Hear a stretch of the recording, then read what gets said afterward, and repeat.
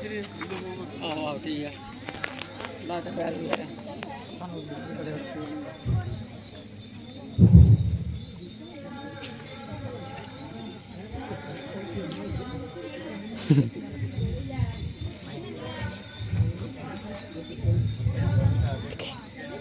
माता जी प्रणाम। चिरंजीव रहो बेटा। कहो ककईपुरी में सब कुछ है? हाँ माता, ननिहाल में तो सब कुछ मंगल है, परंतु पिताजी नहीं दिखाई दे रहे, भैया राम नहीं दिखाई दे रहे। बताओ ना माँ, कहाँ है पिताजी? बहुत दूर से आए हो, थोड़ा विश्राम कर लो, जल पान कर लो, फिर सारा हाल मालूम पड़ जाएगा। नहीं माता नहीं, आपको मालूम है जब तक मैं पिताजी के दर्शन ना कर लूं मुझे चैन नहीं आएगा। बताओ ना माँ, कहाँ है पिताजी?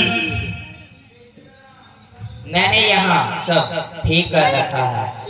ठीक कर रखा है? क्या ठीक कर रखा है? दूध पिलाने आया तो सिवाय इसके जल्दी बुलाया है और कुछ भी तो नहीं बतलाया, और अब आप है कुछ भी नहीं बता रही। बताओ ना माँ, कहाँ है पिताजी? सही समय पर मंत्रा दासी ने मुझे ठीक किया, वरना सारा कार्य ही बिगड़ जाता। हाथ मलने के सिवा कुछ ना आता। फिर वही मेरी बातों का सही सही उत्तर क्यों नहीं देती माँ? बताओ ना, कहाँ है पिताजी? कह तो रही हूँ, मैंने यहाँ सब ठीक कर रखा है, परंतु महाराज ने प्राण त्याग दिए। नहीं नहीं माता नहीं, नहीं पिताजी, पिताजी, दादा, ये तुम्हें कैसा दुर्दिन दिखाया जो अंतिम समय में भी मैं अपने पिता के दर्शन ना कर पाया। अब जगत में कौन करेगा जुबान पार मेरी? कब कौन लेगा आपके पीछे पिता मेरी? आपके पीछे पिता मेरी। हो गया यहाँ बैठे हुए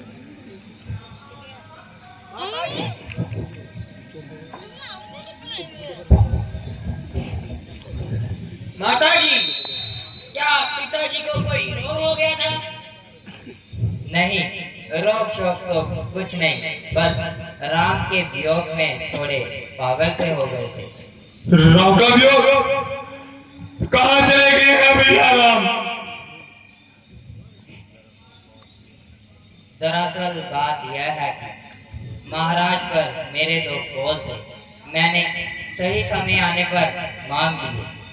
एक में तुम्हारे लिए राज्य और दूसरे में राम को 14 वर्ष का वनवास मांगा। सर्वनाश माते, सर्वनाश।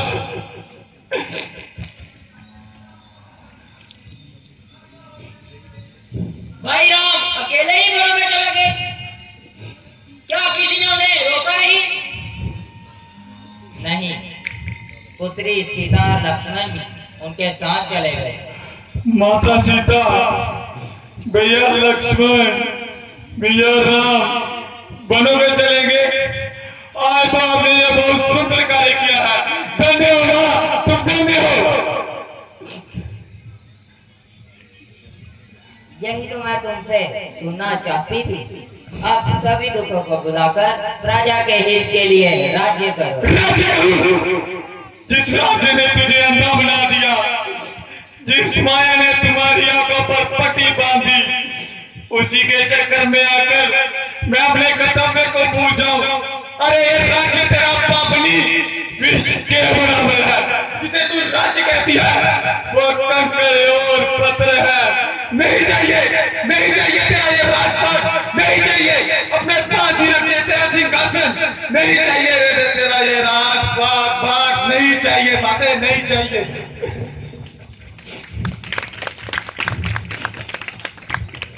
बेटा भरत, तुम मेरे भले का यही सिला दे रहे हो? भला? अरे कैसा भला, किसका भला? यदि चाहती थी भला मेरा, क्यों किया होता भला मेरा? अरे लिया था जन्म जिस दिन दबाते थे गला मेरा। यही तो मुझको भी लज्जा आ रहा है कि मुझको इस पल का घात होता तो इस दुनिया से ही चल देता। कभी पिता तेरा दूध पिता तोड़ को देता और विधाता से तुम्हारे गर्भ में फरियाद करता कि ये पल देता, बदल देता तेरी मौत या मुझको ही बदल देता।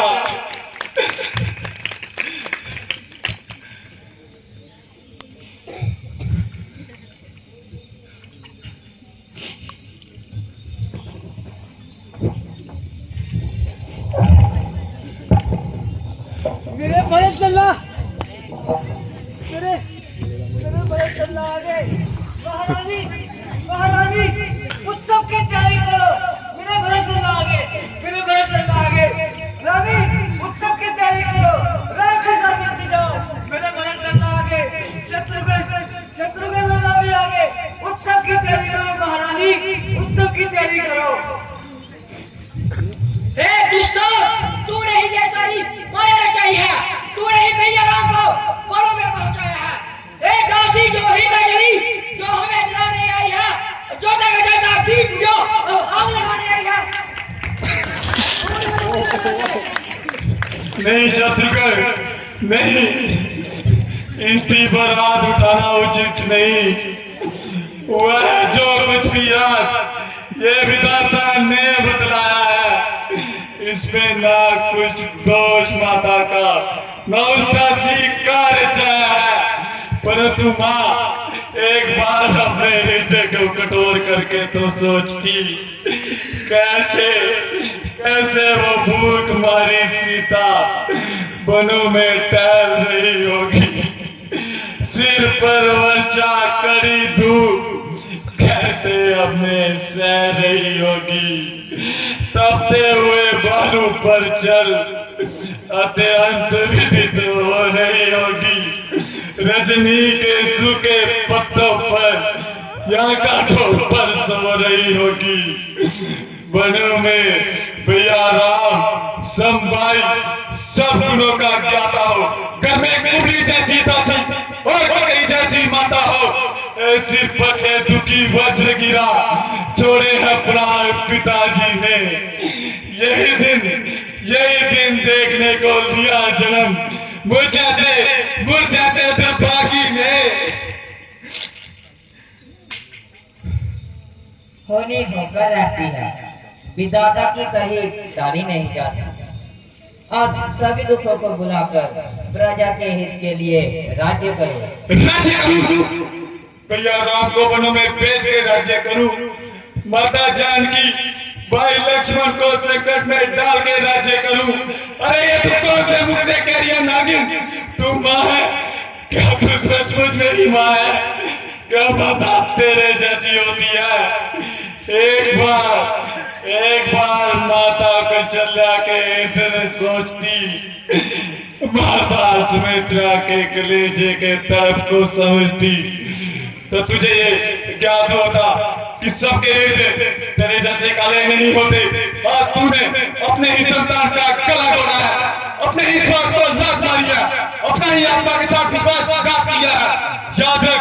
याद रख यदि तूने अपना कपट व्यवहार नहीं छोड़ा तो ये राम भक्ति कदा भी नहीं छोड़ेगा।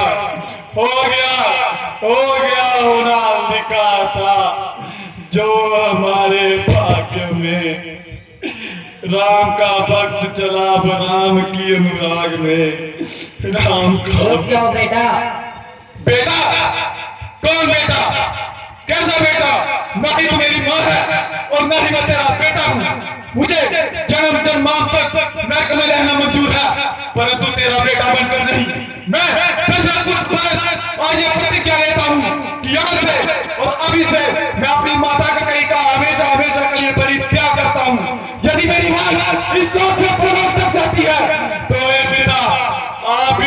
लीजिए, आज इस अभागी भरत ने अपनी माता का हमेशा हमेशा के लिए बलि त्याग कर दिया।